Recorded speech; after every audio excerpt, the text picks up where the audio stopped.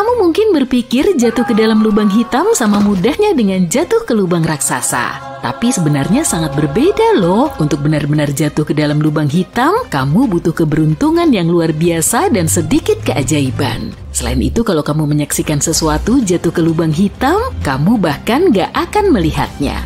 Kenapa? Baiklah, yuk kita coba pahami keajaiban fisika. Jatuh ke dalam lubang hitam itu sangat rumit. Pertama, untuk mendapat kesempatan melakukannya, kamu harus membidik dengan tepat dan memulai perjalananmu dari jarak yang sangat jauh. Ini seperti mencoba menembak target kecil dari jauh. Hal ini karena lubang hitam berada di dalam galaksi yang penuh dengan objek-objek lain seperti bintang, planet, dan awan gas. Objek-objek ini punya gaya gravitasinya sendiri yang bisa memengaruhi jalur yang harus kamu lalui. Ini seperti saat kamu harus berhati-hati melewati ruangan, menghindari menabrak benda lain, atau tertarik keluar jalur oleh gerakan mereka. Dengan cara yang sama, ketika jatuh ke dalam lubang hitam, kamu harus menghindari pengaruh dari benda-benda langit lainnya. Semakin mendekati, segalanya menjadi semakin rumit. Mengubah arah sekecil apapun akan butuh energi sangat besar yang tidak mungkin kamu hasilkan. Ini seperti mencoba mengemudikan pesawat antariksa tanpa bahan bakar karena tarikan gravitasi lubang hitam luar biasa kuat. Begitu melewati titik yang disebut horizon peristiwa, tidak ada jalan untuk kembali. Kamu tidak akan bisa mengendalikan apapun. Nah, bahkan kalau kamu berhasil masuk ke jalur yang benar dan menghindari semua rintangan, masih ada situasi berbahaya yang menunggumu. Panas dan energi yang sangat intens di sekitar lubang hitam yang disebut plasma akan membakarmu saat kamu mendekat. Jadi kamu butuh perlindungan yang sangat kuat untuk bisa mendekatinya. Tapi bukan hanya mustahil untuk jatuh ke dalam lubang hitam ya, tapi juga mustahil melihat seseorang jatuh ke dalamnya. Kenapa? Yuk kita cari tahu. Bayangkan kamu berdiri jauh dari lubang hitam, melihat sesuatu yang semakin mendekati horizon peristiwa. Saat benda ini, katakanlah sebuah pesawat antariksa jatuh ke dalam lubang hitam, dua hal yang sangat aneh mulai terjadi. Pertama, warna pesawat antariksa akan berubah. Gravitasi di dekat lubang hitam sangatlah kuat, jauh lebih kuat daripada gravitasi yang kita rasakan di bumi. Gravitasi yang kuat ini memengaruhi segala sesuatu di sekelilingnya, termasuk cahaya. Nah, cahaya memiliki sifat yang menarik, yaitu membawa energi. Tapi ketika mendekati lubang hitam, tarikan gravitasi yang kuat mulai menguras energi cahaya. Semacam mencurinya, membuat cahaya menjadi lebih lemah. Dan ingatkah kamu saat melihat matahari terbenam yang indah? Matahari tampak berwarna oranye kemerahan yang hangat kan? Itu karena saat melintasi atmosfer kita, cahaya matahari tersebar dan kehilangan sebagian dari warna kebiruan yang berenergi lebih tinggi, menyisakan warna kemerahan. Jadi ketika kehilangan energi, cahaya cenderung bergeser ke spektrum warna merah. Hal yang sama juga terjadi di dekat lubang hitam. Cahaya dari pesawat antariksa kehilangan energi akibat gravitasi lubang hitam yang kuat. Jadi pesawat antariksa yang tadinya memiliki warna tersendiri mulai terlihat semakin merah saat semakin mendekati lubang hitam. Seakan lubang hitam itu sedang merapal mantra ajaibnya, mengubah warna pesawat antariksa itu sendiri. Keanehan kedua berkaitan dengan waktu. Menurut teori relativitas umum, gravitasi bisa mengacaukan waktu. Cara kerjanya pun sangat aneh karena tidak ada satupun bahkan orang-orang di dalam pesawat antariksa yang akan merasakan perubahan ini. Bagimu seorang pengamat dalam skenario ini, waktu berjalan seperti biasanya. Kamu duduk di sana menyeruput limun antariksa dan mengamati perjalanan pesawat luar angkasa. Bagi orang-orang di dalam pesawat antariksa, semuanya tetap sama. Jam tangan mereka terus berdetak dengan kecepatan yang teratur dan mereka menjalani hari seperti biasa. Tapi sebaliknya, bagimu ini seperti melihat pesawat antariksa jatuh dalam gerak lambat. Bagimu pesawat itu akan terlihat jatuh ke dalam lubang hitam selama berminggu-minggu atau bahkan bertahun-tahun. Mungkin saat kamu sudah berusia 80 tahun, pesawat antariksa itu masih ada di sana. Menakjubkan kan? Nah, jika waktu melambat untuk pesawat antariksa, itu berarti cahaya yang dipancarkannya juga melambat. Jadi bayangkan seseorang di dalam pesawat itu mengedipkan senter terus-menerus, tapi karena waktu bergerak sangat lambat, cahaya yang berasal dari senter juga bergerak dalam gerakan lambat. Butuh waktu lama untuk setiap kilatan cahaya mencapai mata kita. Kamu akan melihat pesawat antariksa seperti menonton video dalam gerakan super lambat. Dan saat cahaya butuh waktu lebih lama untuk mencapai matamu, sinarnya akan semakin lemah dan redup seperti bintang yang memudar. Jadi ketika pesawat antariksa semakin dekat dengan horizon peristiwa lubang hitam, warnanya bukan hanya semakin merah, tapi juga semakin redup. Jadi, semakin sulit untuk melihat pesawat antariksa ketika semakin dekat dengan lubang hitam. Perlahan-lahan objek ini memudar, layaknya pertunjukan menghilang di panggung termegah di alam semesta. Cukup membingungkan kan? Tapi itu dari sudut pandanganmu sebagai pengamat. Bagaimana dengan orang-orang yang berada di dalam pesawat? Apa yang sebenarnya kalian alami ketika jatuh ke dalam lubang hitam? Ketika semakin dekat dengan lubang hitam, sesuatu yang sangat aneh mulai terjadi. Gravitasi di dekat lubang hitam begitu kuat hingga meregangkan dan melengkungkan segala sesuatu di sekitarnya. Jadi perbedaan tarikan gravitasi di bagian kepala dan kakimu sangat signifikan. Perbedaan ini menciptakan gaya pasang surut yang meregangkan tubuhmu menjadi panjang dan pipi. Ini proses yang secara ilmiah disebut spagetifikasi. Intinya tubuhmu akan diregangkan menjadi mie manusia. Diubah menjadi spageti mungkin terdengar menyenangkan bagi pecinta pasta, tapi tentu saja tidak menyenangkan bagi astronot. Sementara itu, warna-warna di sekelilingmu mulai dibelokkan dan terdistorsi, menciptakan pertunjukan cahaya yang memukau. Rasanya seperti menaiki roller coaster melalui terowongan pelangi, berkelok-kelok, banyak kilatan cahaya dan kilauan, dan ini pengalaman yang mendebarkan dan memukau. Dan yang terjadi selanjutnya tergantung pada jenis lubang hitamnya. Pertama ada lubang hitam klasik. Ini adalah lubang hitam yang akan terus ada selamanya. Kalau jatuh ke lubang hitam ini, kamu akan butuh waktu yang sangat lama untuk mencapai pusatnya. Titik pusatnya akan terus bertambah dekat, tapi kamu akan memerlukan waktu yang hampir tak terhingga untuk mencapainya. Jadi perjalananmu terasa seperti tak akan pernah berakhir. Lalu ada lubang hitam yang menguap. Lubang hitam ini bisa menguap seiring waktu karena proses yang disebut radiasi Hawking. Prosesnya seperti es batu yang mencair, lubang hitam ini memiliki umur yang terbatas dan pada dasarnya mustahil untuk masuk ke salah satunya. Sewaktu mendekati lubang hitam yang sedang menguap, kamu akan berada di dekat tepiannya, yaitu horizon peristiwa. Rasanya seperti terjebak di pintu masuk taman hiburan yang super keren, tapi tahukah kamu, taman hiburan ini sedang menyusut. Lubang hitam sedang menguap, dan seiring dengan itu, horizon peristiwa semakin mengecil. Jadi kamu tetap berada di tepi, mengikuti setiap gerakannya. Tapi kamu akan selamanya berada di horizon peristiwa tanpa pernah melewatinya. Tapi ingat, setelah melewati titik point of no return, tidak ada jalan untuk kembali. Kamu sudah berada di jalur satu arah menuju jantung misterius lubang hitam, yaitu singularitas. Di titik singularitas semuanya menjadi kacau. Pemahaman kita saat ini tentang fisika menjadi terbolak-balik seperti memasuki pertunjukan sulap. Apa yang terjadi setelah kita mencapai singularitas? Apakah ada sesuatu di sisi lain lubang hitam? Kita tidak tahu, dan ini masih menjadi misteri besar bagi kita. Tapi mungkin ceritanya kamu lagi naik pesawat luar angkasa dengan kecepatan 290.000 km per jam. Pesawatmu terus melesat, hampir sengebut kecepatan cahaya. Dan kali ini kamu bisa duduk manis sambil menikmati perjalanan panjangmu selama lebih dari 90 tahun. Tapi kayaknya mending pakai kapsul cryo aja ya, biar kamu nggak cepet bosen. Intinya kamu perlu terbang selama hampir seabad dengan kecepatan cahaya untuk sampai di eksoplanet misterius ini. Di antara banyak planet yang udah ditemukan, planet ini bisa ngebantu proses pencarian kehidupan di luar angkasa. Bentuknya kelihatan seperti bola biru gelap dan nama teknisnya kompleks banget. Planet seukuran Neptunus ini mengorbit bintang kecil kelas M alias Katai Merah.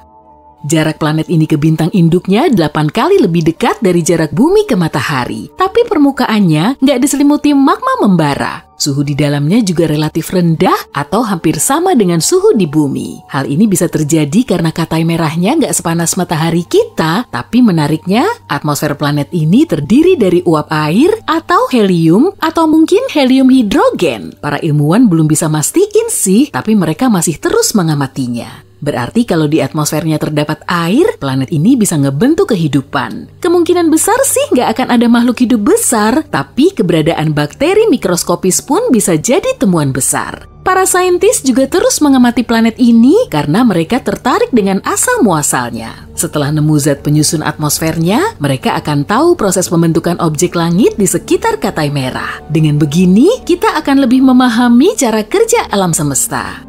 Kalaupun di planet misterius ini ada kehidupan, para saintis nggak akan bisa mindahin makhluk hidupnya ke bumi kemudian menganalisisnya. Nah, untungnya di dekat bumi masih ada objek besar yang bisa dihuni mikroba dan lokasinya masih ada di tata surya kita.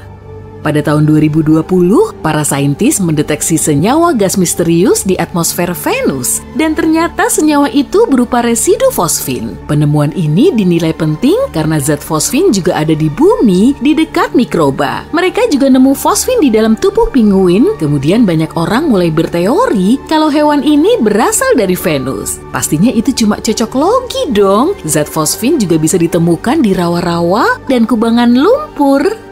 Penemuan residu fosfin di planet lain langsung menggemparkan publik. Hal ini dianggap aneh karena di permukaan Venus kemungkinan besar nggak ada kehidupan. Suhu dan tekanannya sangat tinggi, tapi kondisi di atmosfer Venus nggak segloomy itu kok. Bahkan diperkirakan di situ ada sejumlah mikroba. Para ilmuwan juga tahu kalau di Venus sering terjadi erupsi, dan erupsi ini diprediksi bisa menghasilkan unsur kelumit fosfin. Kalau memang benar, berarti di permukaan Venus kemungkinan nggak ada kehidupan. Mereka rela menggelontorkan banyak biaya untuk terus mengamati si kembaran bumi. Oke lah, mending kita balik lagi ke ruang angkasa.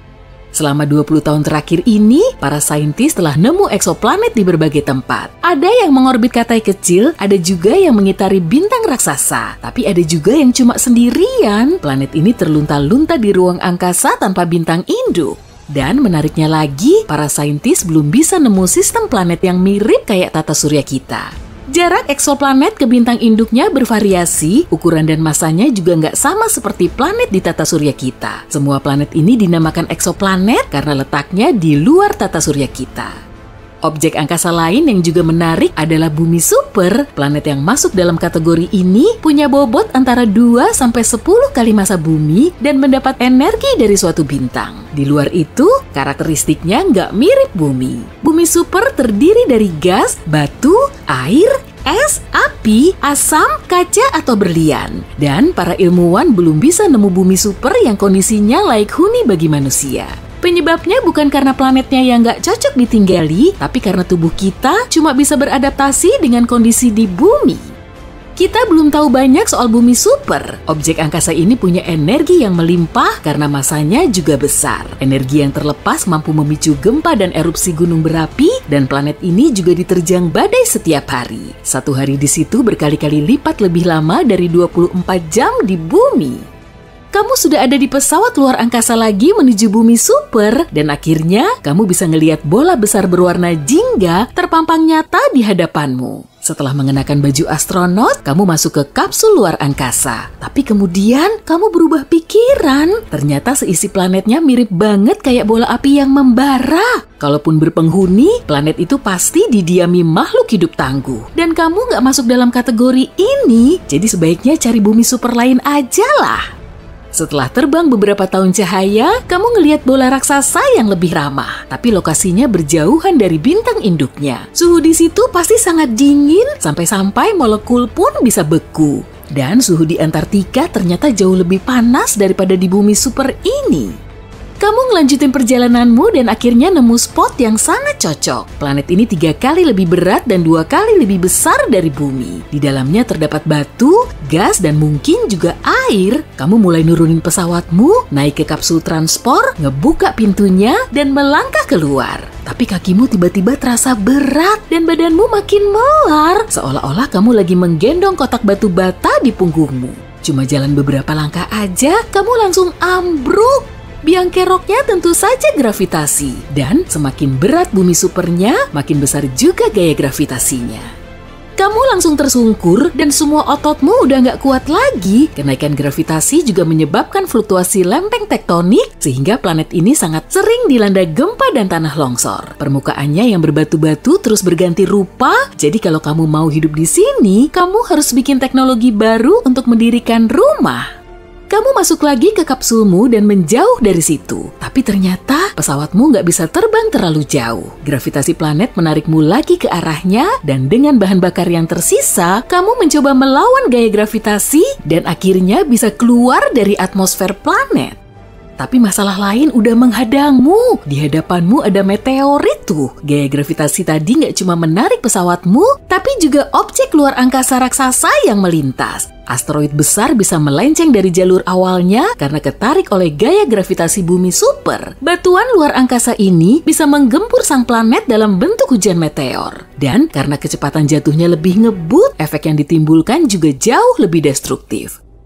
Itu belum seberapa loh. Petaka terburuk yang bisa menghantui bumi super yaitu penyumbatan inti planet akibat tekanan ekstrim. Ratusan miliar ton batu padat bisa menekan bagian inti. Padahal inti planet harus selalu bergerak saat menjalankan fungsi utamanya, yaitu membuat medan magnetnya tetap berfungsi. Badai surya dan radiasi kosmik bisa menyebabkan masalah serius bagi seluruh kehidupan di permukaan planet. Kalau di bumi, badai ini bisa mengacaukan pengoperasian perangkat elektronik dan mempengaruhi kesehatan kita. Hal ini bisa terjadi meski medan magnetnya cuma bolong sedikit. Lalu apa jadinya ya kalau seluruh pelindungnya tiba-tiba lenyap?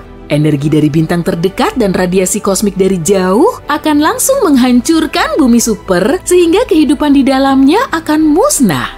Hal seperti ini bisa terjadi di bumi super yang kondisinya laik huni. Dan planet kayak gini sangat sedikit. Kondisi di kebanyakan permukaan dan atmosfer bumi super nyeremin banget. Bahkan ada loh yang atmosfernya super ngebul sampai bisa ngelelehin logam. Angin panasnya bisa ngancurin semua zat padat menjadi molekul. Dan bumi super ini lebih mirip kayak bintang, jadi nggak sekedar planet biasa. Ada juga bumi super yang seluruh permukaannya diselimuti air. Di situ nggak ada daratannya sama sekali karena lautannya terus-terusan membanjiri daratan. Di bawah airnya juga ada gunung berapi yang terus meletus dan ngeluarin banyak magma. Saking beratnya, posisi planet ini jadi agak miring. Waduh, meleot nggak tuh? Saat planet ini berotasi, airnya ikut muter dan memicu tsunami dahsyat. Bahkan gelombangnya bisa melebihi tinggi gunung Everest.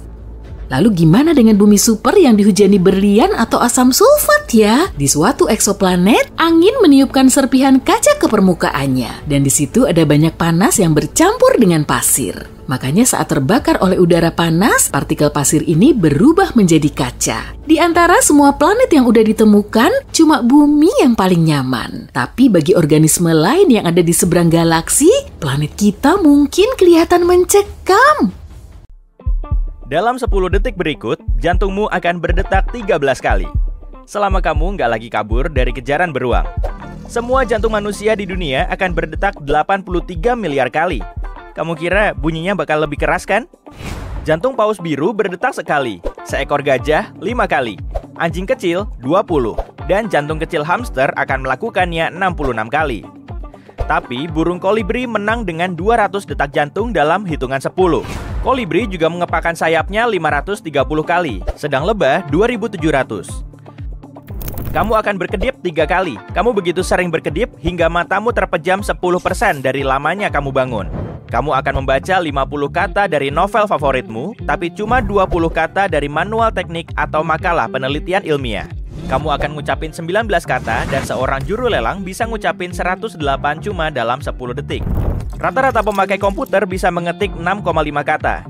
Juru ketik tercepat di dunia, Barbara Blackburn, akan ngalahin kamu dengan 35 kata di waktu yang sama. 8 pikiran acak akan muncul di otakmu. Kamu akan menarik napas 2,5 kali. Anjing menarik napas 4 kali. Kamu akan meluruhkan 5.800 sel kulit untuk memberi tempat bagi sel-sel baru. Dalam 1 tahun, bobot semua kulit yang diluruhkan akan seberat segalon cat. Jantungmu akan memompa darah lebih dari 1 cup kopi Starbucks. Sementara itu, ginjalmu akan menyaring cukup banyak darah untuk mengisi sebotol cat kuku. Seluruh rambutmu disatukan akan tumbuh 4.400 mikrometer. Jangan terkesan, itu sama dengan 4 butir pasir dideretkan. Tubuhmu akan memproduksi 20 juta sel darah merah untuk mengangkut oksigen menuju jantung dan CO2 dari jaringan tubuhmu. Tapi jangan lupa, 1,1 juta sel darah putih baru akan muncul agar kamu tetap sehat. Masing-masing neuronmu akan menembak 5-50 kali tiap 10 detik. Seluruhnya akan menembak 280 miliar kali. Jika kamu memikirkan semua angka mengejutkan itu, selamat. Otakmu barusan memakai energi sebanyak 126 watt. Apa kamu bilang? 100 juta 7 mutasi DNA akan terjadi dalam tubuhmu dalam 10 detik mendatang. Matamu akan memproses 90 juta bit informasi visual, tapi mungkin otakmu menguranginya jadi kurang dari 50 bit. Dan indera pengecapmu cuma akan memproses 10.000 bit data. Ketika 10 detik lain berlalu, otakmu akan melaksanakan 1 triliun operasi. Sementara itu, 166 juta ton air akan turun ke bumi. Jika semua air di atmosfer jatuh sebagai air, ia akan menutup seluruh permukaan planet dengan genangan setinggi aspirin. Lebih dari 2.600 meteorit akan memasuki atmosfer. Lebih dari 90% akan terbakar sebelum mencapai permukaan. Yang 10% sisanya? Aduh! Bumi akan disambar kilat sekitar 1000 kali. Satu gempa bumi akan terjadi di suatu tempat di planet ini. Saluran cuaca akan menerima lebih dari 3 juta permintaan perakiraan. Jika kamu lagi nonton video ini di ponsel, kameranya akan menangkap 240 frame. Di dunia media sosial, pengguna akan mengunggah 92.000 tweet. Orang akan mengunggah 10.500 foto dan video di Instagram. Dan 1,5 juta pengguna Instagram akan menekan tombol like pada beberapa unggahan. 52.000 story terkini lain akan muncul di platform itu. 57 individu kepo akan membuat akun Instagram baru. Dari semua emoji yang bisa dipilih, emoji hati akan dipakai 3.800 kali. 15 orang yang gembira akan masuk Disney World, tapi cuma 6 yang akan masuk Magic Kingdom. 234 meter halaman berumput akan dipotong di perumahan atau sekitar 2,5 lapangan sepak bola. 24 pengunjung yang haus akan membeli Coca-Cola, sedang air mineral cuma terjual 4 botol, dan 3 orang akan memesan burger di Disney World. Pada gilirannya, McDonald's akan menjual 782 burger, 181 diantaranya Big Mac. Cuma dalam 10 detik, Mickey D's bisa menjual kentang goreng seberat beruang kutub. 8.500 pelanggan akan dilayani, dan dari itu 163 peminum kopi akan membeli 1 cangkir kopi di sana. Kru McDonald's akan menggunakan 689 butir telur. Kira-kira 2023 pengemudi Uber akan menyelesaikan perjalanannya. Semua pengemudi Uber disatukan akan menempuh jarak keliling ekuator bulan, dan lebih jauh lagi. 202 pemakai ponsel akan mengunduh aplikasi dan memesan perjalanan. Banyak pengemudi Uber disatukan akan memperoleh tips 3,8 juta rupiah. Hampir 6 juta pesan Facebook akan dikirim. Dan orang akan membagikan 67.000 foto baru melalui aplikasi. Sampai kamu hitung semua jari tanganmu, 5.500 obrolan video akan dimulai. Orang akan mengirim 600.000 emoji dan hampir 6.000 GIF di Messenger. 30.000 pemakai aplikasi akan memulai chatting. 289 yang lain akan bergabung dengan grup chatting. 117 orang di seluruh dunia akan memasuki dunia maya untuk pertama kalinya. 91 yang lain akan bergabung dengan media sosial dunia dan melihat betapa gilanya di sana. 0,5 juta gigabita lalu lintas internet akan dibuat dan 306.000 gigabita data internet baru akan muncul. Lebih dari 12.600 transaksi online akan terjadi sebelum kamu dengar fakta berikut. Dan sebagian besar bukan untuk produk fisik. 439 individu atau perusahaan akan mendaftarkan domain unik, tapi cuma 94 situs web yang akan dibuat. Kita akan butuh berhari-hari untuk menjelajahinya. Pemakai Snapchat akan membagikan 200.000 foto dan video. Pemakai Snapchat aktif akan mengecek aplikasi itu 30 kali sehari. 20 orang akan bergabung dengan LinkedIn dengan tujuan memperoleh koneksi profesional. Pembuat konten akan mengunggah 83 jam video YouTube dan ini termasuk ke dalamnya. 476 unggahan blog baru akan muncul di internet, kebanyakan nggak sempat kita baca. Pemakai ponsel akan berhasil mengirim lebih dari 2 juta pesan dengan rata-rata kecepatan mengetik 6 kata tiap 10 detik. Ketika kamu mengomentari itu, Amazon akan mengirimkan 185 paket kepada pembeli online-nya. Dan CEO Amazon, Jeff Bezos, akan meraup untung hampir 460 juta rupiah dalam 10 detik yang sama. Adapun Bill Gates akan meraup sekitar 55 juta rupiah. Penonton Netflix akan menonton streaming 16.000 jam film dan acara lain. 55 tablet baru akan sampai ke rumah baru mereka. Orang tua akan membelanjakan 4,56 miliar rupiah. Orang Amerika akan memasukkan deposit 12,7 juta rupiah ke ATM. Akan ada penarikan sebesar 26,4 juta rupiah di saat yang sama. 166.000 penumpang pesawat akan terbang melintasi bumi. 11 pesawat akan lepas landas dari landasan pacu di suatu tempat di dunia. 31 tamu check-in di Airbnb, sedang 58 yang lain sudah tinggal di sana. 47 calon pelancong akan melakukan pemesanan online untuk perjalanan mereka. Orang di seluruh dunia akan minum 230.000 cangkir kopi.